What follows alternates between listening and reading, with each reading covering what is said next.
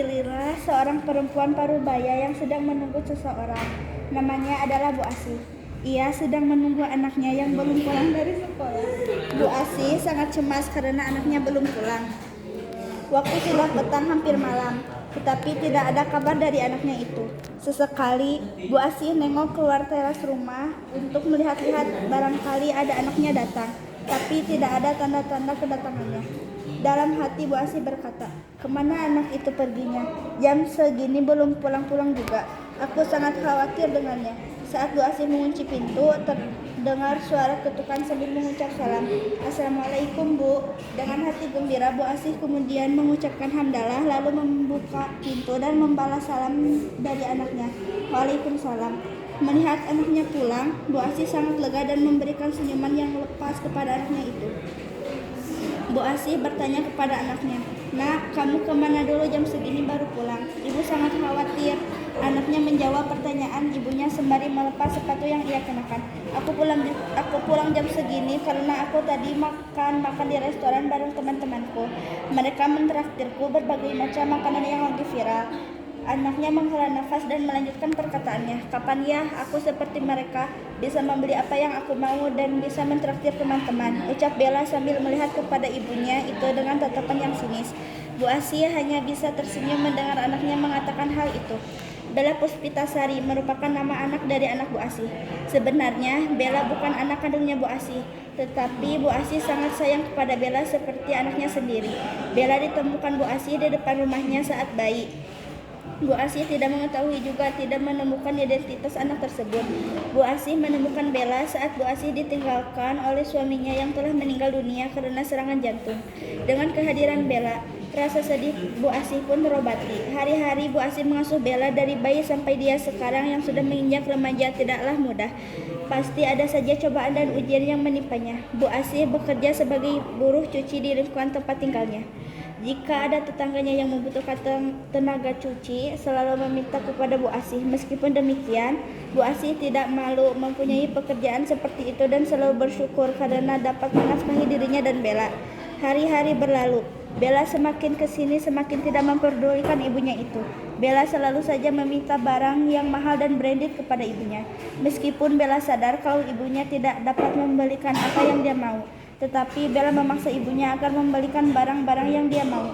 "Bu, kapan aku bisa membeli HP keluaran baru?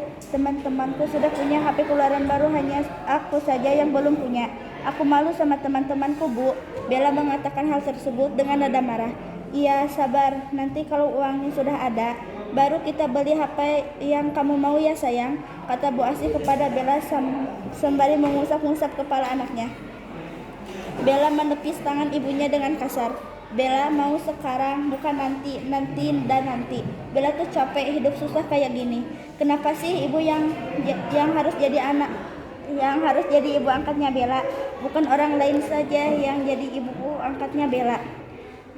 Bu Asih menatapnya dengan sedih. "Sayang, mungkin ini takdir kita yang Tuhan inginkan." Bella pergi meninggalkan ibunya yang masih menatapnya itu. Bella yang berusia 17 tahun itu masih labil dalam menemukan jati dirinya.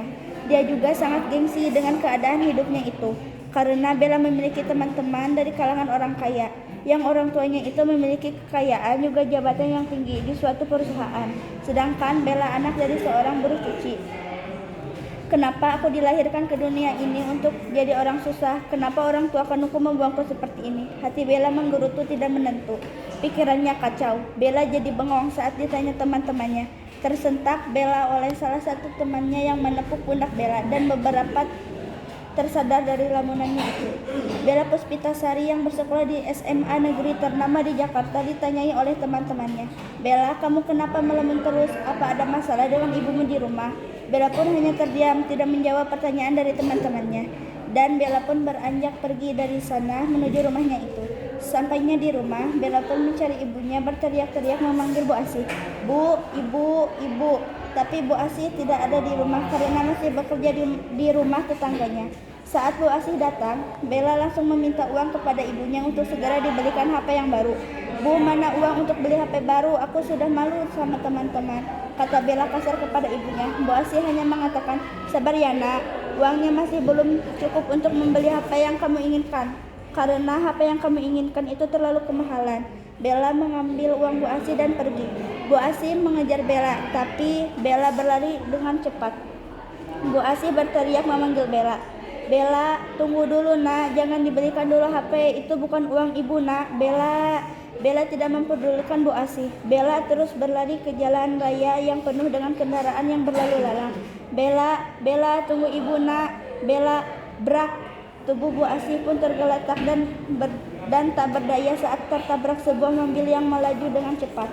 Kepala Bu Asih mengalami pendarahan yang hebat, darahnya bercucuran di jalan. Orang-orang berkerumun melihat keadaan Bu Asih. Bella yang menengok ke belakang pun yang tadinya tidak menanggapi dengan baik, tapi perasaannya mengatakan hal yang tidak enak dirasakan. Dan seketika itu pun Bella berlari, bergegas menuju kerumunan orang-orang, dan betapa terkejutnya Bella saat melihat keadaan ibunya itu. Ibu, bangun bu, Bella berteriak histeris sambil memeluk tubuh ibunya. Tolong, ini ibu mengalami pendarahan yang hebat, darahnya bercucuran di jalan. Orang-orang berkerumun melihat keadaan Bu Asih. Bella yang menengok ke belakang pun yang tadinya tidak dengan baik, tapi perasaannya mengatakan hal yang tidak enak. Ini ibu saya, bawa ke rumah sakit terdekat. Bella meminta tolong kepada orang-orang yang ada di sana. Dan yang menabrak Bu Asih pun keluar, kemudian membawa Bu Asih ke rumah sakit untuk mempertanggungjawabkan atas perbuatannya itu. Sesampainya di rumah sakit, Bu Asih langsung dibawa ke ruang UGD untuk diperiksa dan diobati dengan perasaan sedih dan cemas. Bella berurai air mata dan tidak bisa duduk dengan baik dan tenang. Bella bolak-balik di depan pintu UGD sambil berdoa dan berharap agar ibunya bisa sembuh seperti semula. Orang yang menabraknya hanya bisa meminta maaf atas apa yang ia lakukan dan bersedia bertanggung jawab terhadap Bu Asih. Tak lama kemudian, dokter pun keluar dari ruang UGD dan memberitahukan bahwa nyawa Bu Asih tidak dapat tertolong karena pendarahan yang hebat di kepala. Maaf dek, ibu Ade tidak bisa terselamatkan karena pendarahan yang ada di kepalanya tidak berhenti. Yang sabar ya dek, mungkin ini takdir dari Tuhan untuk ibu dan adek. Mendengar hal itu, Bella langsung berteriak menuju ke dalam ruangan UGD. Ibu, jangan tinggalkan Bella bu. Bella gak punya siapa lagi di dunia selain ibu. Bella menangis sekeras-kerasnya sambil memeluk tubuh jasad Bu Asih. Kemudian jenazah Bu Asih pun dibawa ke rumahnya, dimandikan lalu dikafani dan disolatkan. Tangisan Bella tidak berhenti melihat jenazah ibu angkatnya yang sangat sayang kepadanya meskipun dia bukan anak kandungnya. Diangkat dan dimasukkan ke dalam keranda yang sudah disiapkan oleh warga sekitar. Jenazah Bu Asih kemudian ditanduk oleh para warga lelaki untuk dibawa ke pemakaman yang tidak jauh dari kediaman Bu Asih.